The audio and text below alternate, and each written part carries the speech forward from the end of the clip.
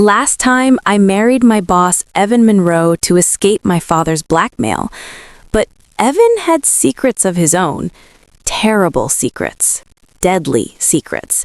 And when I saw the scars on his back, scars from someone trying to murder him, he told me the truth that shattered everything. His name wasn't Evan Monroe.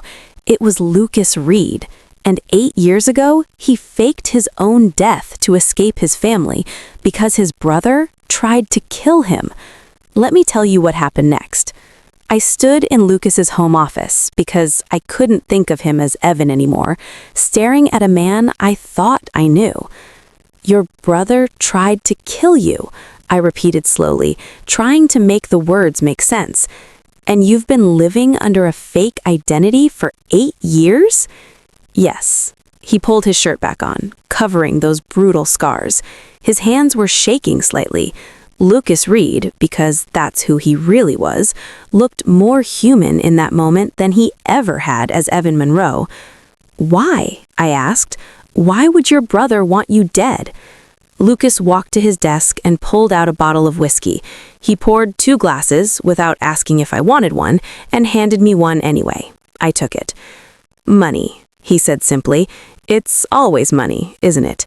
He sat down heavily in his chair, and for the first time since I'd met him, Lucas Reed looked tired, bone-deep exhausted in a way that had nothing to do with sleep. "My family, the Reeds, we're old money, Chicago old money, shipping, real estate, finance, the kind of wealth that goes back generations." He took a drink. "My grandfather built an empire. When he died, he left everything in a trust. $850 million. I nearly choked on my whiskey. Million? The trust had conditions. It would be split between me and my half-brother, Henry Wallace, when I turned 35. But there was a clause. If one of us died before that birthday, the survivor gets everything. The pieces clicked into place with sickening clarity. Henry tried to kill you for the inheritance. Not tried. Almost succeeded. Lucas's jaw clenched. 8 years ago, we were on the family yacht in Lake Michigan.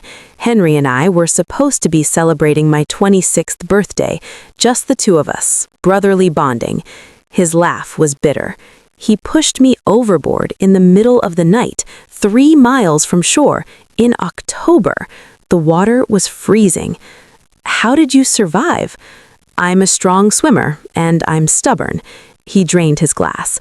"I made it to shore, hypothermic and half dead, and I realized something. If Henry was willing to kill me once, he'd try again, and next time he'd make sure I stayed dead."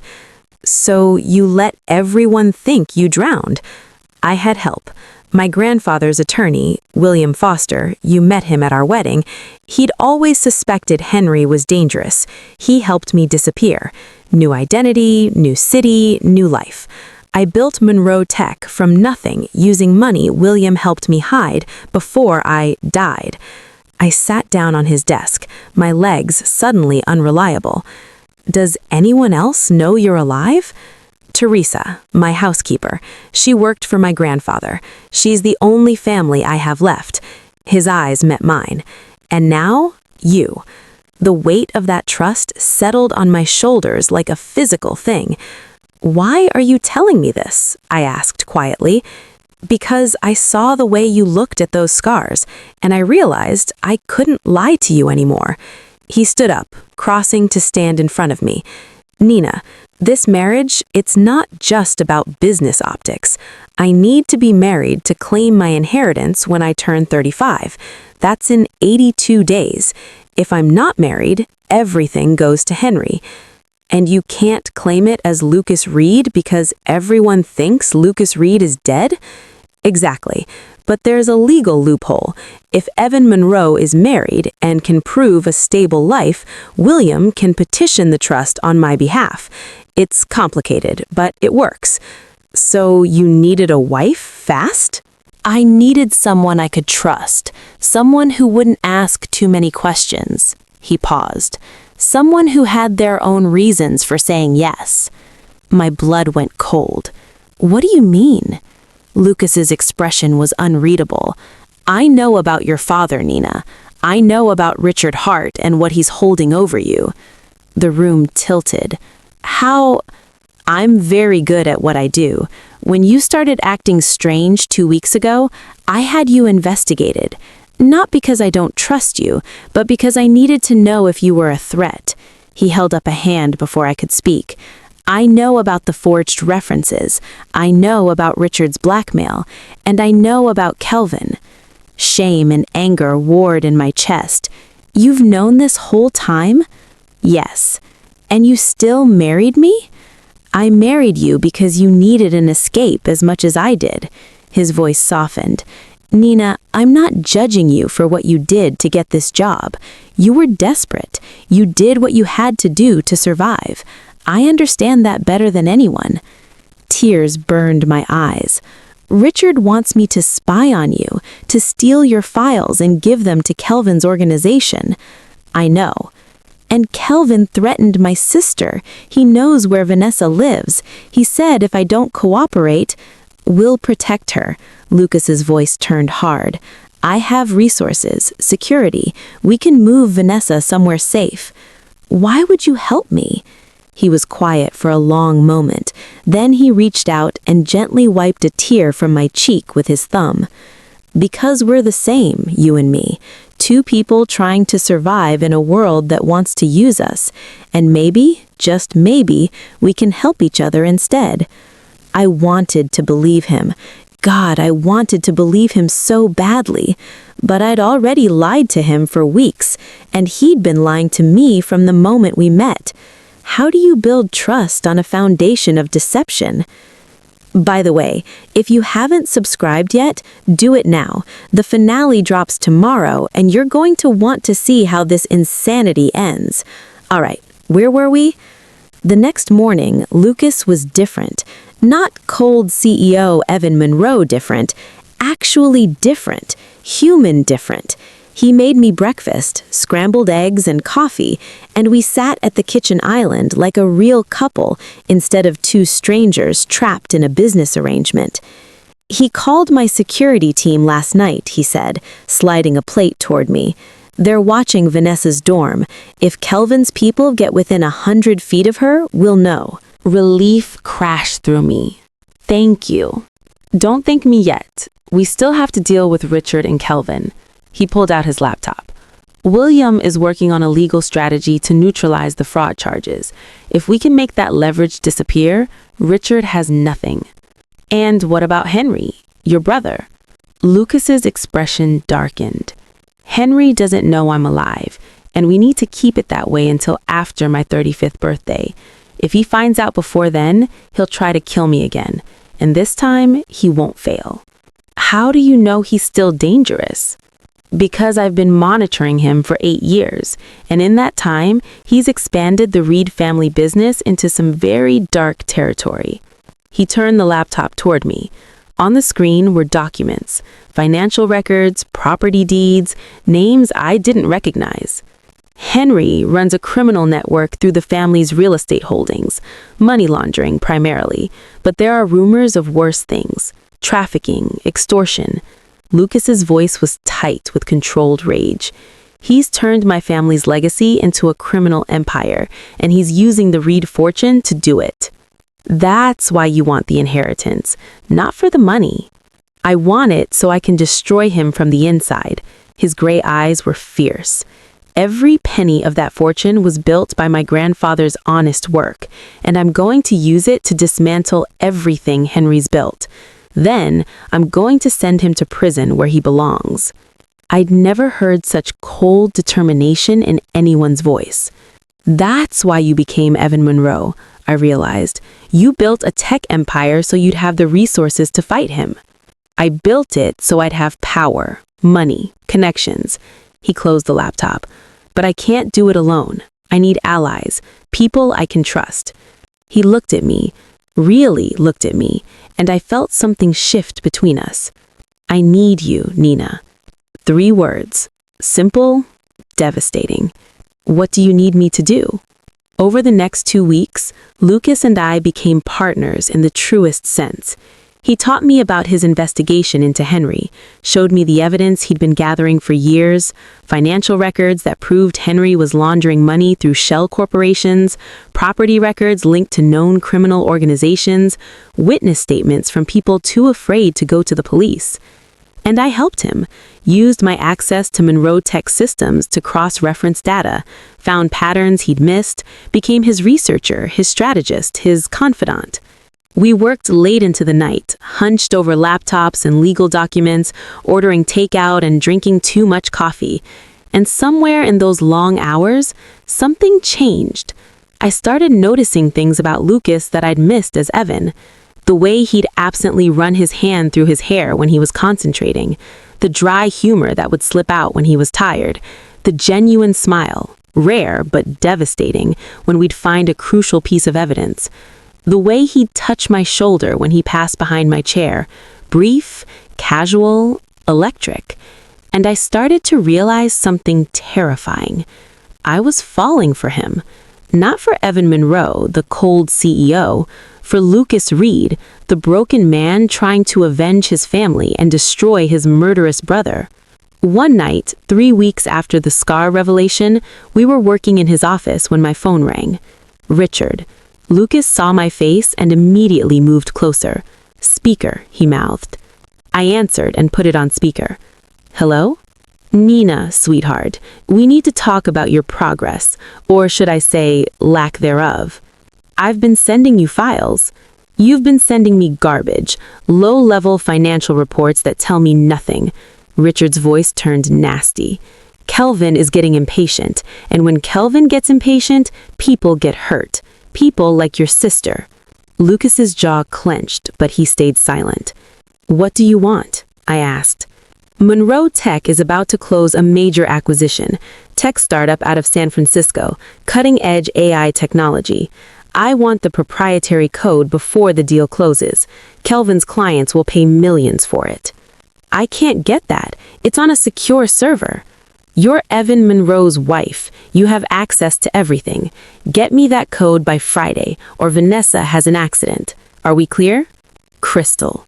The line went dead. Lucas immediately pulled out his phone and called someone.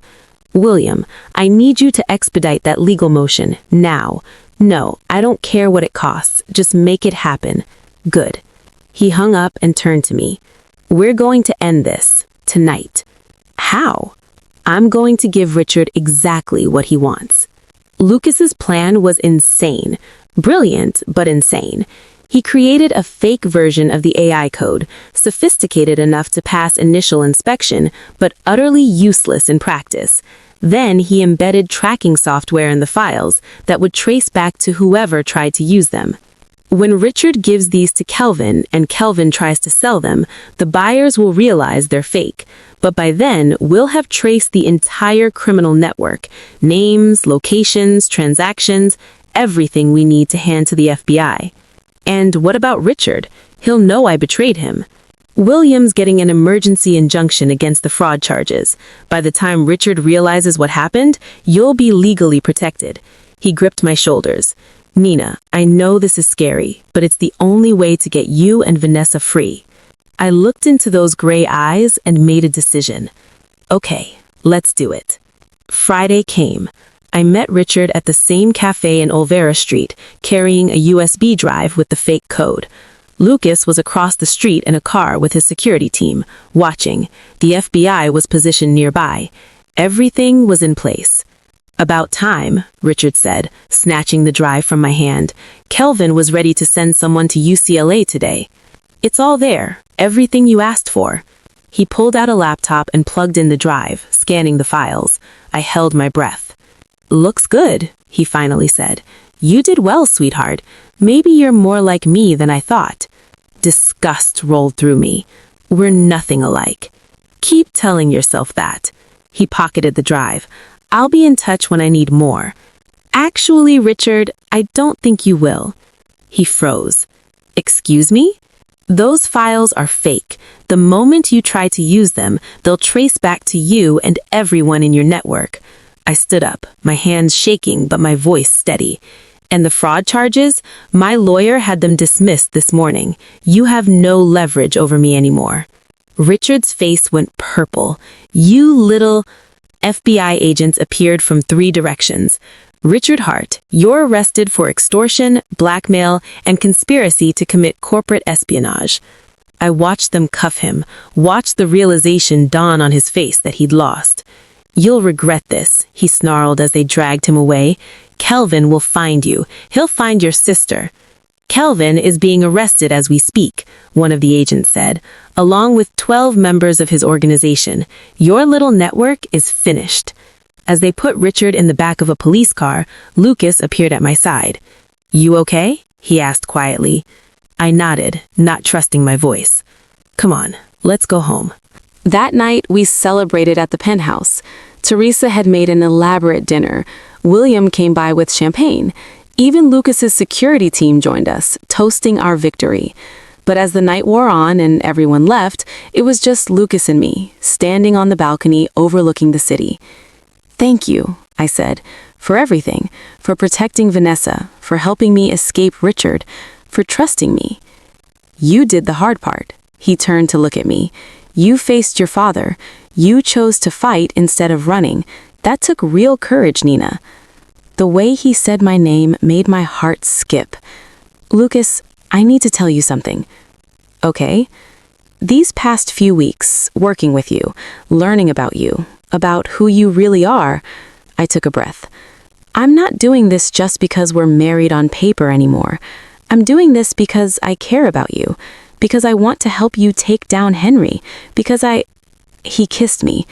Just stepped forward and kissed me, his hands cupping my face, and it was nothing like the brief, cold kiss at our courthouse wedding. This was fire and need and months of suppressed feelings finally breaking free. When we pulled apart, we were both breathing hard. I've wanted to do that since the day you saw my scars, Lucas admitted, since the moment you looked at me and didn't run away. I'm not running anywhere, I whispered. He kissed me again, deeper this time, and I felt the last of my walls crumble. I was in love with Lucas Reed, the man who'd faked his death, the man who'd married me under false pretenses, the man who was planning to destroy his own brother. And I didn't care about any of it, because underneath the lies and the fake identities and the elaborate schemes, he was the most real person I'd ever known. The next morning, I woke up in Lucas's bed, our bed now, I supposed, and felt happy for the first time in months. Then my phone rang. Unknown number. My blood went cold. Hello? Nina Cole? A woman's voice, professional and cold. Yes? My name is Victoria Sloan. I'm the CFO of Monroe Tech. We need to talk about your husband, or should I say Lucas Reed? My heart stopped. I don't know what you're talking about. Don't insult my intelligence. I know Evan Monroe is really Lucas Reed. I know he faked his death 8 years ago. I know about the inheritance clause. I know everything. What do you want? To meet, today, noon, the Getty Center. Come alone, or I go to Henry Wallace with everything I know. The line went dead. I sat there, frozen, as Lucas emerged from the bathroom. What's wrong? Nina, what happened? Victoria Sloan knows who you are. All the color drained from his face. And she wants to meet, today, or she tells your brother you're alive.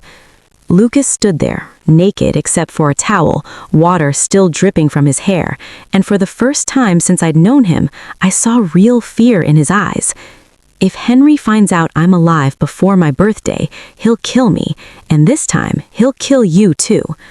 My hands were shaking. What do we do? We go to the meeting, we find out what Victoria wants, and we pray we can stop this before Henry finds out. But I could see it in his eyes. This was bad. This was really, really bad. Here's what kills me. Right now, hundreds of people watched part 1, maybe thousands, but only a fraction of you made it here to part 2.